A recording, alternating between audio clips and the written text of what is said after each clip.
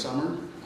His son Adam and I, or his grandson Adam and I are good friends, so I'm looking forward to that. And yeah, so if everybody could please pay attention, and we'll get started.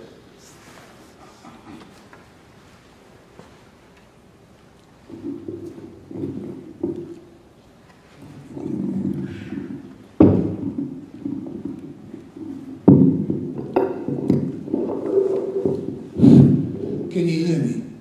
Yes. Yes.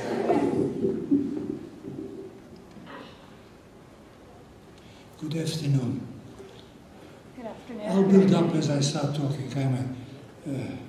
I warm up like a guy who runs, first he runs slow, and then he gets faster, so will I. My name is Sol Finkelstein. I live in Vineland, New Jersey. I am 87 years old.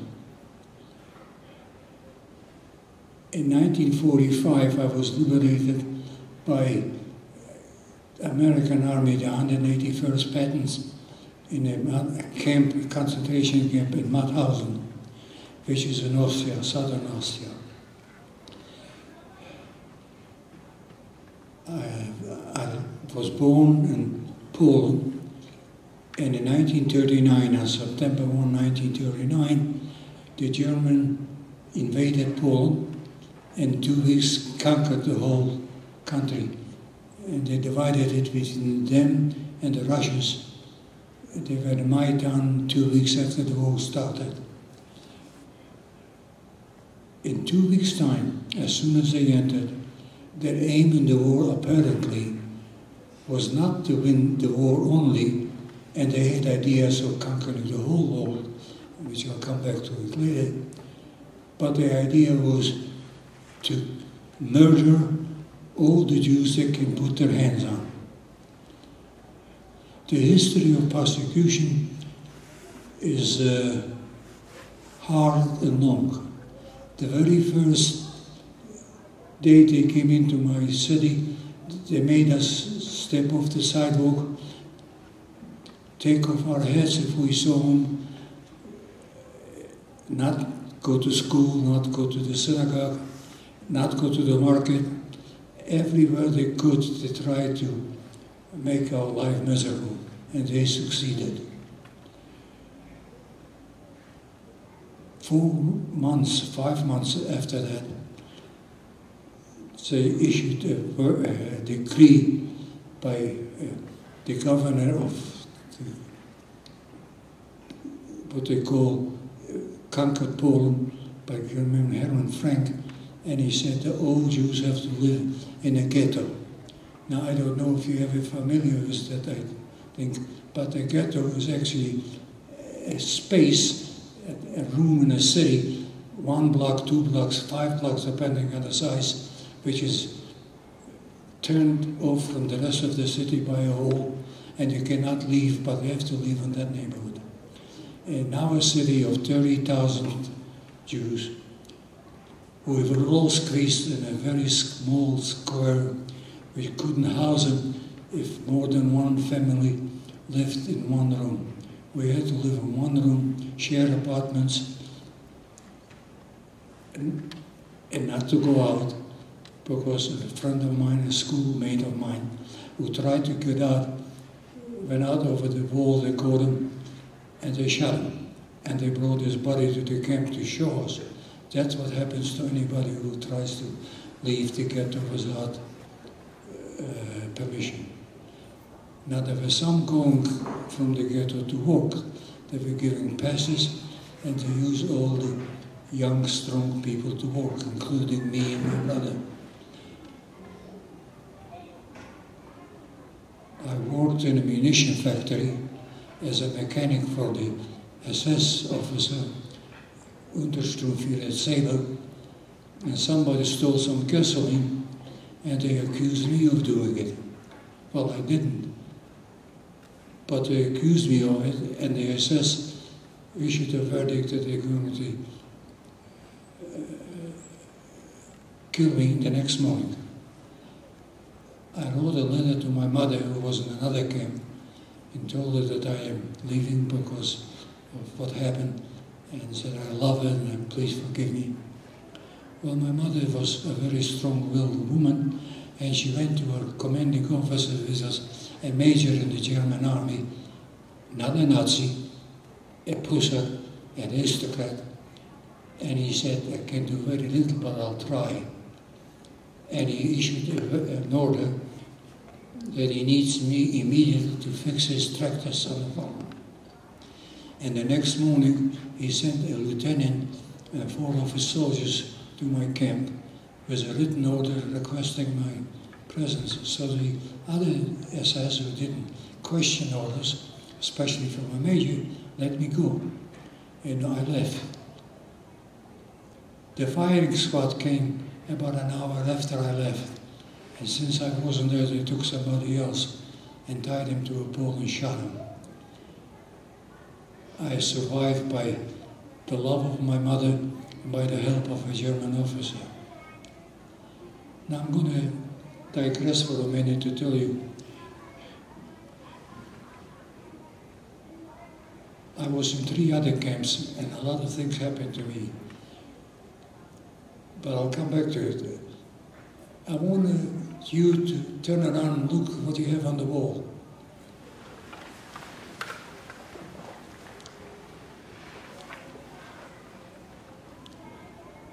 That's what I want you to know.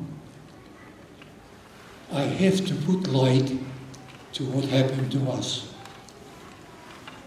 It's gruesome, it's hard. It's not to believe it, but it's true. Because I am here to tell you I was there. In one of the camps that I worked, 5 of my school friends, young as you are, 13, 14, tried to escape from camp, and they did. But they were caught the next day, brought back, and they created a gallows and made us all come and witness hanging of the 5 young boys by the neck. And there isn't a more gruesome sight for a young mind and a young body to stay there and see somebody your age being hung, and all because they were a Jew.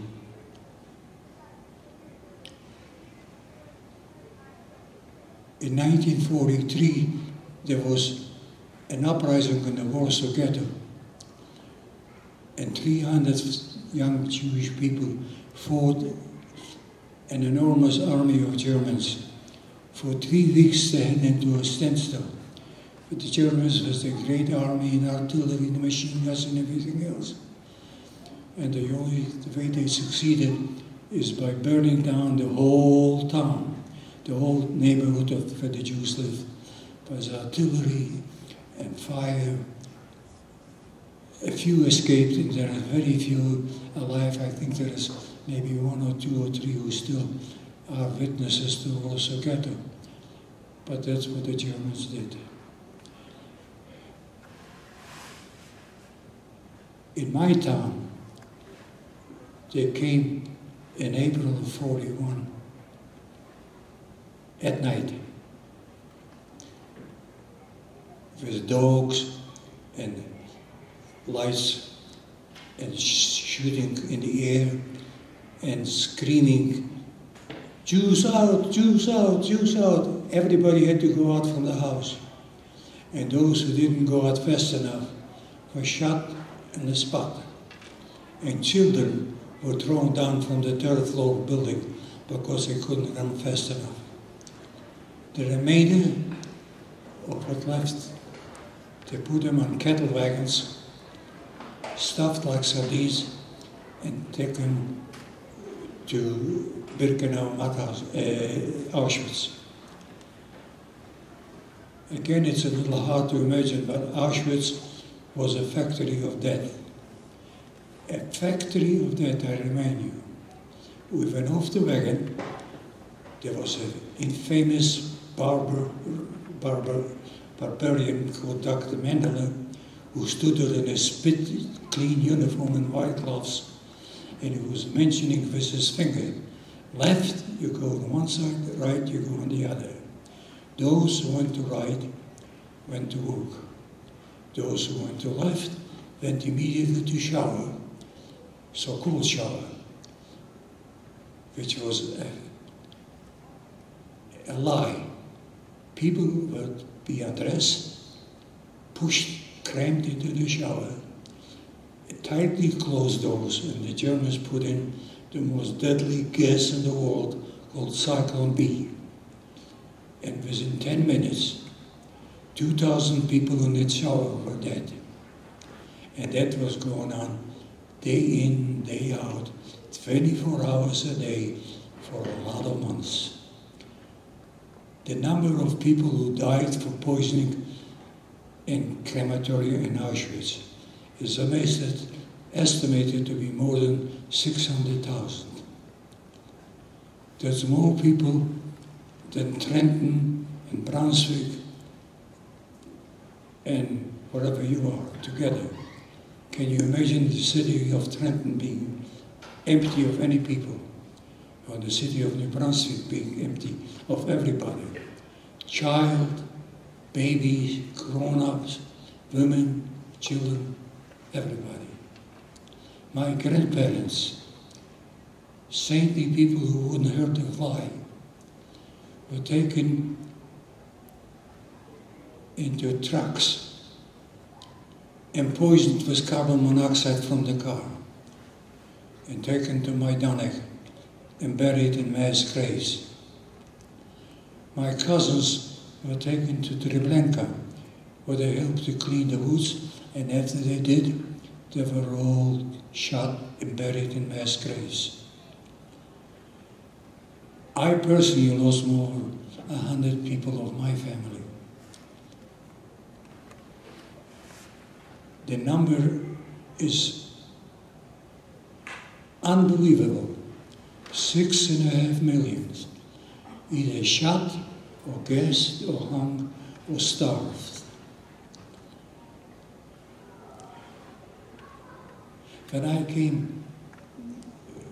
When the Russians started the last offensive in 1944, the Germans issued an order not to win the war, but to kill the Jews and to send us on so-called March death. All the camps in eastern Poland and in East Germany were evacuated en masse and walked through the winter. And winters in Poland and in Austria are very hard. We walked from Poland for 3 weeks in ice and in snow without food. The water that we had was the little bit that we went through from melting ice. And we slept on open fields. And out of my group, which was started from one camp, over half never made it. They died on the road either from dropping out dead or being shot because being late. And then I came to Mauthausen, which was my last camp.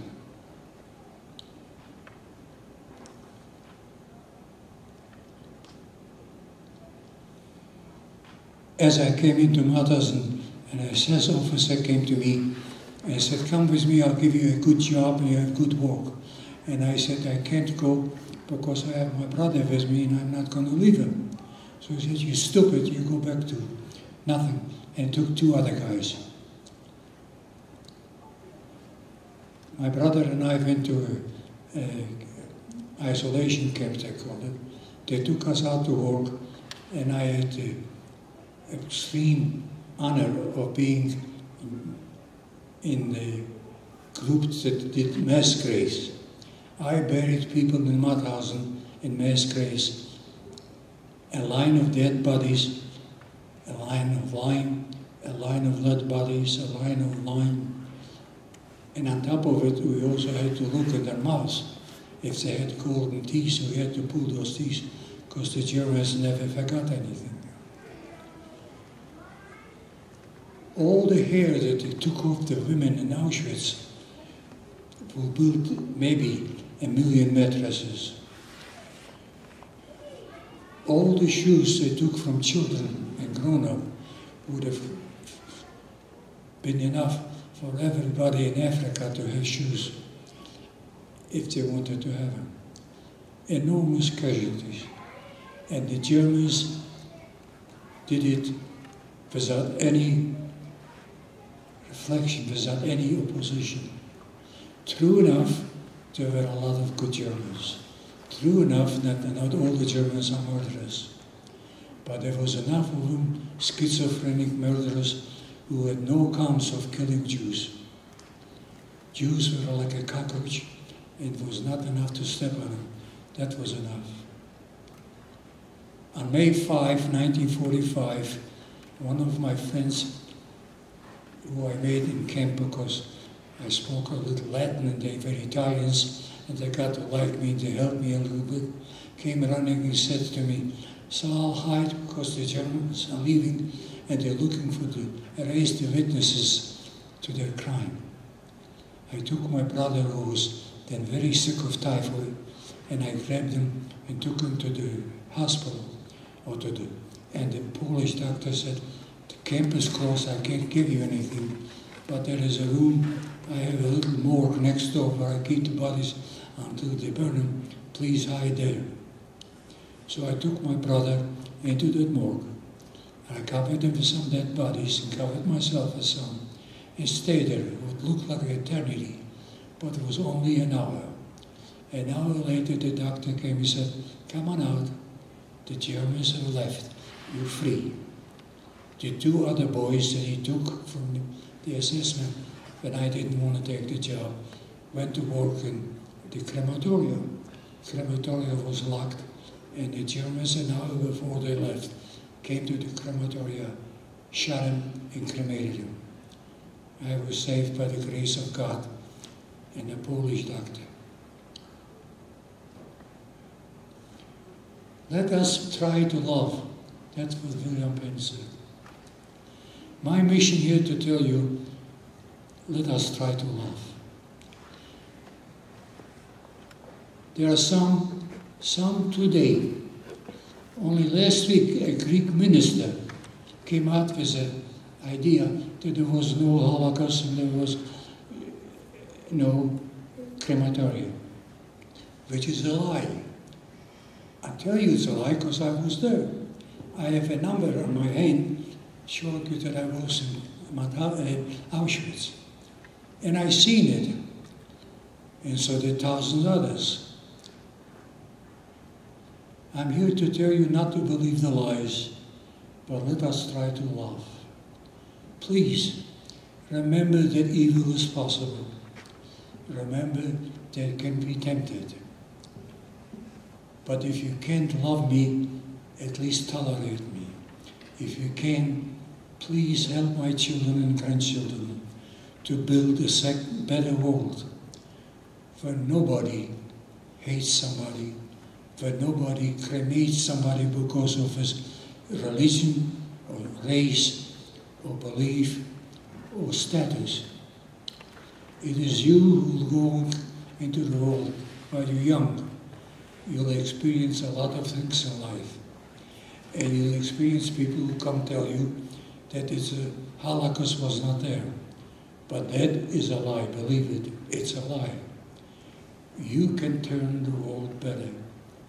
My mission is to come and talk to you, to learn from the past evil and give us all a chance to create a better world. Thank you.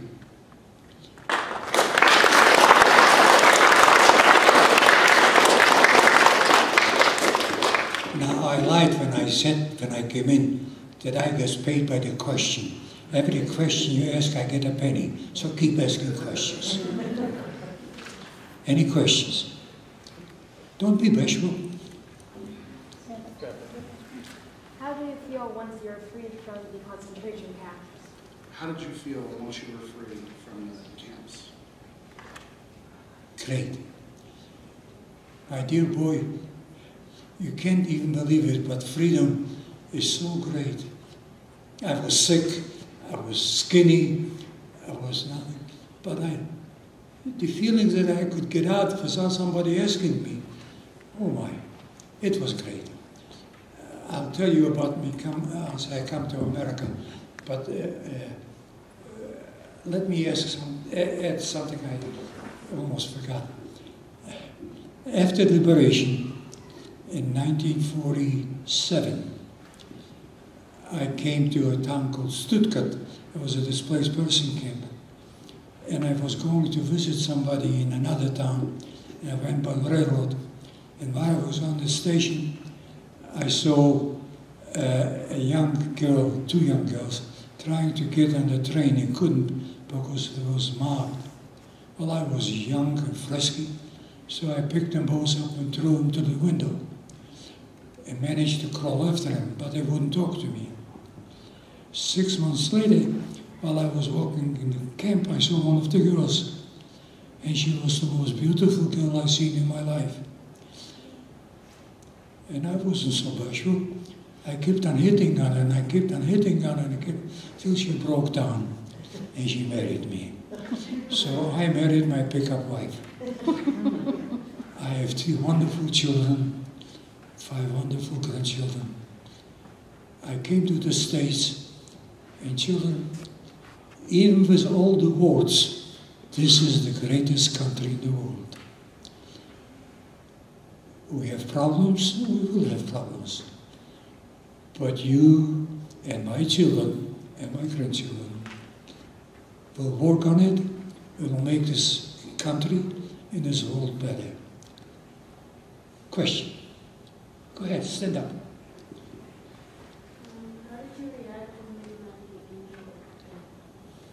How did you react when you met Mengele? When you met Joseph Mengele? What was your reaction? Mengele? Yeah. Scared to shit. I mean, you're facing somebody and you know that a second later you're either dead or alive. And you're only 14 years old or 15 years old. And there was tens of thousands of people who went before you and went to the gas chamber. You know about it. You saw it. You smelled the burning flesh right at the station. I was scared, terribly scared. And let me tell you, for years, many years, I had nightmares about camp and about the SS and about the atrocities. And for years I lived as a great guilt feeling because 3 days before liberation I got separated from my father and I never seen him since. I thought that maybe if I stayed with him, maybe he would be alive, maybe it's my fault. And for 60 years I carried this cross on me that I'm guilty of my father's death. But my son in Philadelphia, I call him my super son, didn't give up that easy. And he went to Germany, to Poland, to Austria, to Israel, and he searched and he searched and he searched. And he found that my father died on May 10th in a hospital in Austria. And he found his grave. My father died from malnutrition and heart failure, which had nothing to do with me. But we found his grave, and we put a monument, and now I can rest in peace, knowing that my father is in peace. Children, it's a terrible loss to lose the father. And especially if you lose him at a young age, for no fault other than he was born Jewish. Question. Go ahead, stand up. What gave you the courage to say, I choose life? What gave you the courage to say, I choose life? God. I sincerely believe that God is watching over me. And you know something, children, you could try it. I get up in the morning and I say, thanks God for today. And I go to bed and I thanks God you let me go to sleep. Nobody's seen God, but there is one. And faith will help you. Stand up. Before I say anything else, do you know that you're beautiful? Okay, go ahead. Do you have any anger towards the Germans? Do you have any anger towards the Germans and the Nazis? None. Against the Nazis, yes. Against the Germans, no. Let us try love. Let us try tolerance. Children born after 45 are not guilty in me being in camp.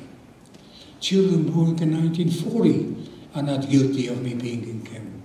It's those old bastard Nazis who were born in 1920 and 23 who became man killers. And you know, I told you I was saved once by a German officer. I had some kindness while we were working in the woods to Austria, that a German soldier gave me a piece of soap. Just gave me a piece of soap before night so I could wash my hands and not walk around dirty. And the Germans, well, you're young, you'll learn it. There is good and bad in every people. They're not some so good Jews. They're not so bad. But the majority is terrific. There are some not good Italians, but that's not true. Most of Italians are the salt of the earth. Some Greeks are all right. Most Americans, African Americans are all right. They just taught it, but don't believe it. We spoke about it on the way in. I spoke to a black church in Philadelphia. All African American boys and girls. They're the most beautiful audience I had, and the most interesting audience. I hope that you all grow up and be future ministers, or doctors, or lawyers, or accountants. Sit down. What was school like when you were a kid? What was school like for you when you were a kid? Marvelous. I had some beautiful girls I used to pull their hair, try to raise their skirt. You know, I was as mischievous as any little boy was. Do you know, boys, that there's nothing better in this world than a woman? Nothing. There is even a song from the South Pacific. There is nothing like a dame, nothing in the world. I also told you, principal, as funny as it sounds, you girls be very proud of yourself, because the world belongs to women. You're much smarter than most men, and you'll rule the world someday. Do you have a job in the concentration camps? Did you have a job in the concentration camps when you were there? Yes, I have many jobs. One first job was a mechanic in a car. Second job, I was making powder, munition powder. Third job was I was building, not building, but I was building in the guiding missile and the V2s in the underground hidden factory. The ones that the Germans used against London, I was putting in the guiding systems. And my last job was being a grave digger and a grave maker. And after that, I came to the States. I became a farmer. I was a chicken farmer for 15 years. Had a marvelous life until business got bad, so I got out of it and did a lot of other things. When you heard that your father had died a few days after, did you ever visit his grave? Did you visit your father's grave? No.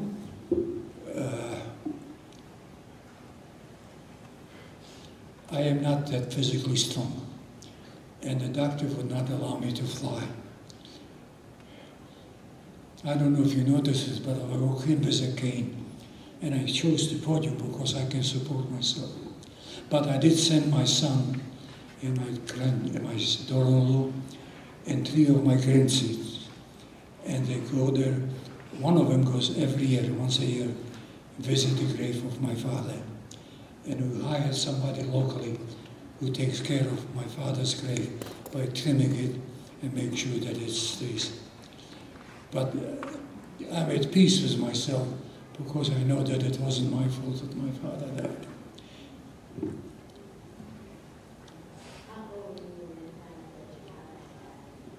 how old were you when you found out your father had passed? Or the whole story about what happened to him? I knew my father died in 45 when I came back from camp and he wasn't there. You see, they took the whole camp of Jews that were down in the downhill, we were uphill, and they took him on a march. They were taking him to the Alps to put him in a cave and blow up the cave, leave all of them dead. Fortunately, the American army pattern was quicker than them. So they abandoned him 2 days out of Mauthausen. They abandoned him in that little town called Welch. And that's where my father was very sick, and some nuns took my father to the hospital and tried to save his life.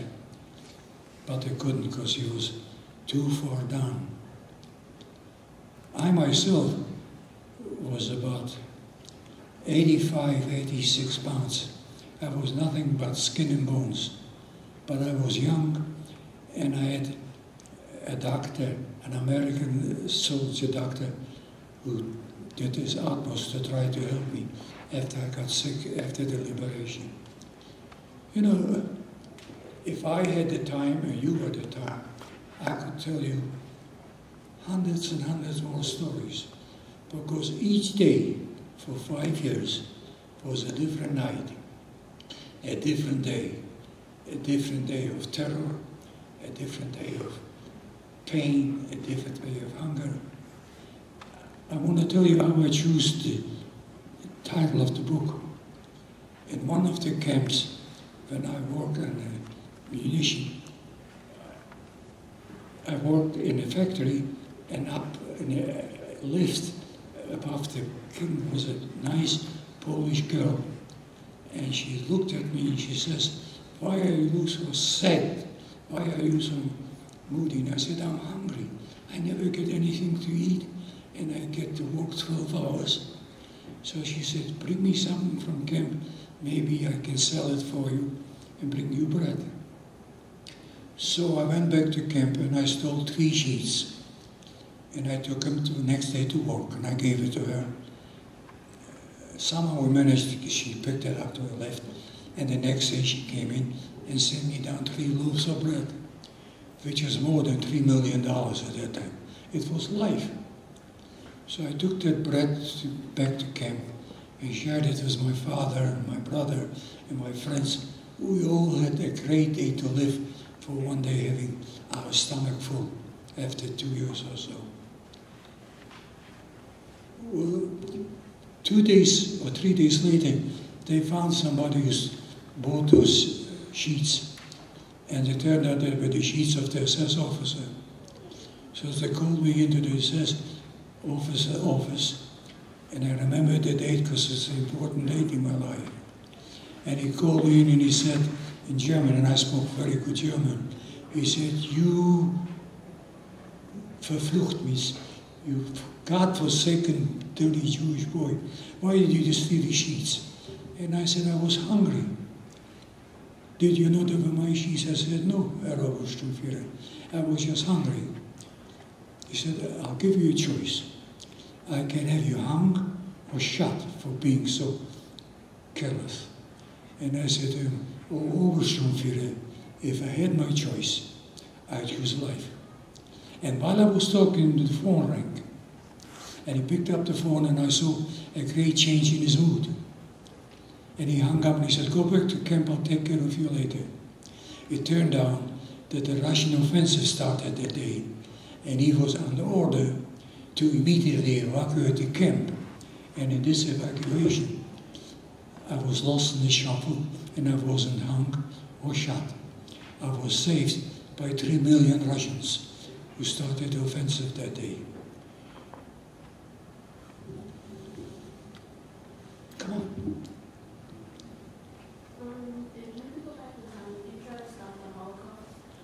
If you could go back in time, would you try to stop what happened during the Holocaust? If I were God, I would. I couldn't stop it. Nobody could stop it. It's a crime and a shame for the whole civilized world that they didn't stop it. There were chances of stopping it, but I guess America was too busy with the war. Sweden didn't care. Norway was occupied. The only one who effectively, definitely helped the Jews escape the Germans was the Danes, who hid them and then took all the Danes out by boat at night and took them over to Sweden and saved them all. Nobody in the whole world, including the great religions, the Catholics, the Protestants, of course not Islam. Unfortunately, there is a religion in this world called Islam, who is more than happy to have Jews killed. Not only Jews, their Quran says, kill all infidels, all infidels. But God will take care of them. There is a mighty God up in heaven, and He really does well. Come on. Did you ever communicate with anybody at your camps? In terms of, did you talk to other people in the camps? Oh yeah. We lived in common barracks. 200 to a barrack, but only 50 people could live. We lived pushed like sardines on raw wood, no outhouse, but we did. And as a matter of fact, up to about 3 years ago, some people that I know who've been in camp with me have survived, and I met him. One of them is still alive in my town, a lady by the name of Phyllis Dunkelman. She was in camp with me for a while. And there was another one, and he died. He was in Auschwitz a long, long time. And there was one fellow that lived in Cherry Hill, who was liberated with me the same day, and he died already. For some reason, God keeps me alive so I could come and talk to you. But please, honestly, I don't lie. I'm telling you the truth. There was a Holocaust. There was a terrible Holocaust. The Germans managed to kill 6.5 million Jews. In one day in Russia, at Babi Yar, there was a ravine outside of Kiev. In one day, they marched out 40,000 people from Kiev and machine gunned them all into the ravine. And they covered them with dirt. So some people will say that to this day, you could hear the voices of people that were buried alive, and that air is saturated with blood of 40,000 Jews. Young, old, pretty, ugly, poor, rich, didn't matter. More questions? How long were you held at each camp? How long were you at the different camps? Altogether 5 years. I started in 40 and was liberated in 45. What were your first thoughts when you saw the contribution? What were your first thoughts when you got to the camps, the first camp? At first I couldn't believe it. How could sane people take people just because of their name or religion and do with them whatever they want to? And I was young, just about your age, and I didn't care too much. What I worried is that I'm separated from my parents. But in the first camp, they gave us enough food, they let me sleep. I think the only thing I did miss is a shower, because I had no place to wash. I had to take a bucket of water and go behind the garage and try to wash myself. And I wasn't clean either. You said When you said I choose life, what were you thinking? I did choose life. I didn't want to die. I still don't want to die. But you know, I tell this to my wife. She says, if you behave, I'll let you live. Over there was somebody who wanted to. Okay. Did you hear about anything that happened to your mother, like what happened to her? Did you hear about what happened to your mother or the rest of your family? No. But my mother, thanks God, survived on another camp. And she was liberated by the Russian army. And somebody from our town came to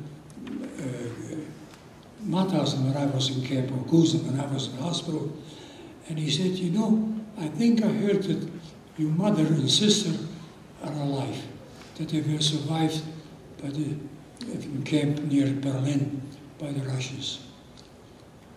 I was too sick to do anything about it, but my brother, who since then recovered, got himself a piece of paper from camp, and he took a train, he went to our city in Poland, and he found mother and sister. They survived too, but they're both dead now. My sister died, my mother died. Two of my older brothers were killed by the Germans. I'm an orphan, an old orphan, but I am an orphan. No parents and no siblings. But I have wonderful children, and I'll make you part of my family.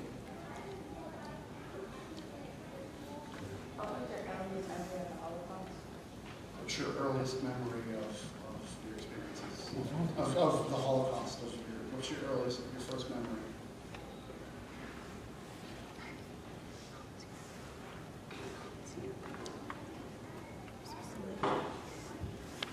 I don't know if I can graphically tell you, but my first great fear in my first great picture was the night of the Uzing, of the first raid in our ghetto, where they took all the people on the train to be guests in Auschwitz. I was there, I had a pass that I'm working, and so I was passed to stay. And you know the funny thing, that's a picture I'll carry to the rest of my life. There was a little girl who did not have papers, and she was hidden in the same group where we were working. And the next morning, we all marched out to the grounds where they checked our paper. And when they came to her, she didn't have no paper. She couldn't be more than 15 years old, a beautiful girl. And when the officer came to her and he asked her for paper, she didn't have it. He took out a pistol and shot her dead in front of us all. That's something I carry. What gave you the will to live? What gave you the will to live? What gave you the will to survive the camp? The last words of my father that I know. Live and tell the world what's happening. Don't let the world forget. And I don't want you to forget. Don't forget that people can be very, very bad. Don't forget that people can be very, very good. And I'd like you to choose good over bad. Promise me you'll be good. Promise. Anybody else? Come on. When you were in the camps, how did you get letters through? How did you send letters through while you were in the camps? A friend of my oldest brother was a policeman, sort of a policeman, because the Germans very methodically appointed Jewish policemen to police us in camp. And he was the one who came to tell me that they're coming for me tomorrow. So I said to him, please take my letter to my mother. And that's how we got the letter. Otherwise we couldn't. Come on, Jeff. Could you tell us a little bit about your wife? I know she has an interesting backstory. Talk a little bit about Goldie, about your wife. What can I tell you? She's beautiful, she's a great mother, a great wife, and she is a completely orphan.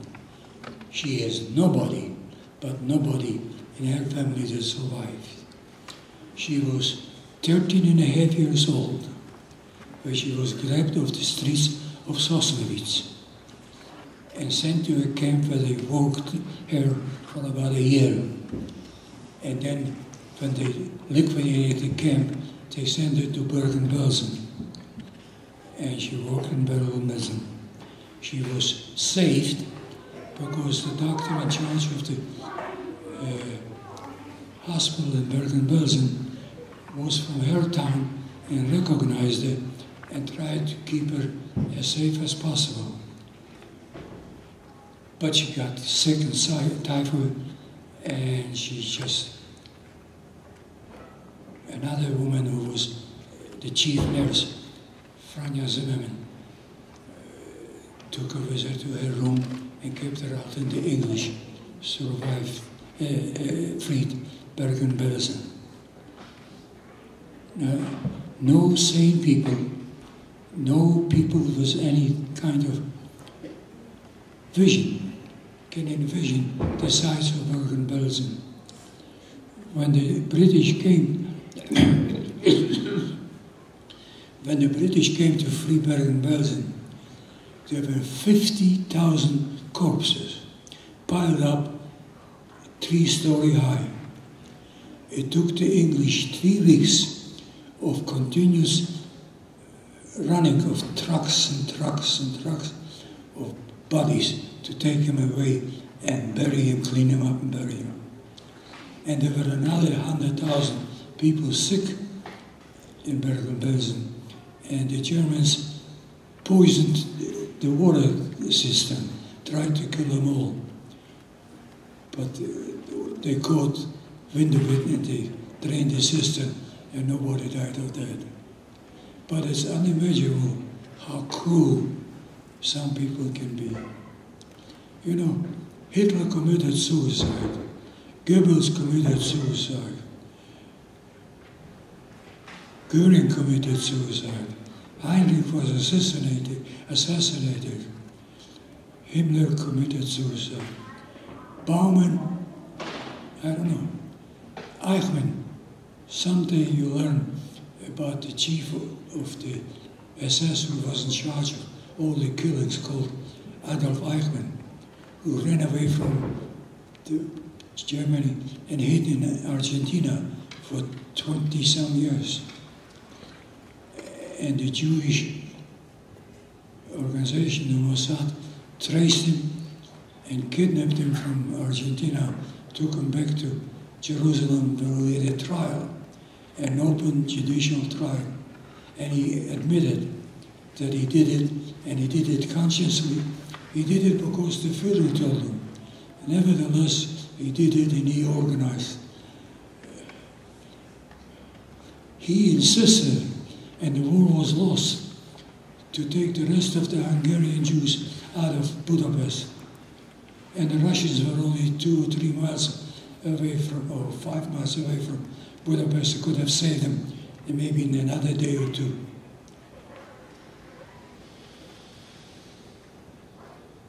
One more question? Were you allowed to pray openly at the camps, or did you have to do it in secret? Were you allowed to pray and practice Judaism openly in the camps, or did you have to do it in secret? Did I do You that? have to pray and Not openly. Not openly. You prayed in your heart.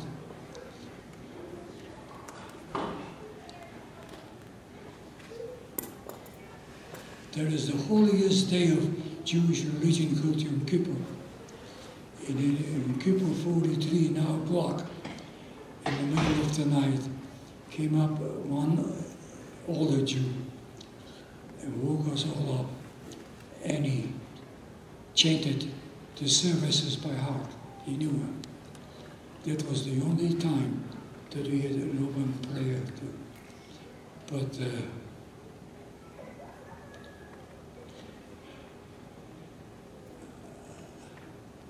I tried to fool God, talk to him in many languages. I speak about 5 and I tried 7. He still didn't answer me. But I think he will. Because I have no counsel as God. He repaid me for all my pain with the most lovely wife and the best children and the greatest country to live in. So what else can I ask? I thought it was principle that I get paid a penny per question, but I nullify it. I don't want any money. One more question, I'm leaving. Come on, teacher. It's not a question, it's a comment. I want to thank you so much for coming and sharing your message, especially the message of love and tolerance, which resides in my heart and our students, and we're always trying to teach them that no matter how you are wronged, you can always find that love. And I appreciate you coming. Thank you so much for sharing that with us. Muchas gracias. That's it. Thanks, guys.